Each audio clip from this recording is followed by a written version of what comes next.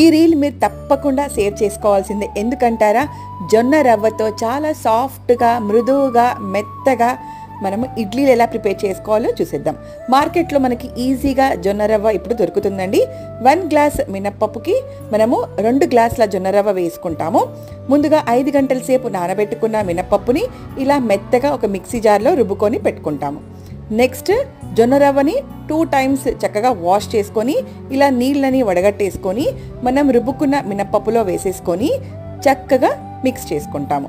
దీన్ని ఒకటే డైరెక్షన్లో ఇలా బీట్ చేసుకోవడం వలన మంచిగా ఫర్మెంట్ అవుతుందండి. నెక్స్ట్ డే మార్నింగ్కి మనం ఒక 8 అవర్స్ దీన్ని ఫర్మెంట్ అవ్వనివ్వాలి, ఓవర్ నైట్. చూడండి ఎంత చక్కగా మనకి ఫర్మెంట్ అయ్యిందో, మంచిగా పులిసిపోయిందండి. ఇడ్లీలు భలే సాఫ్ట్గా వస్తాయి. ఇప్పుడు మనం ఇడ్లీ స్టాండ్ తీసుకొని మనం ఇడ్లీలు పెట్టేసుకోవడమే. చూడండి ఎంత మెత్తగా సూపర్గా వచ్చాయో.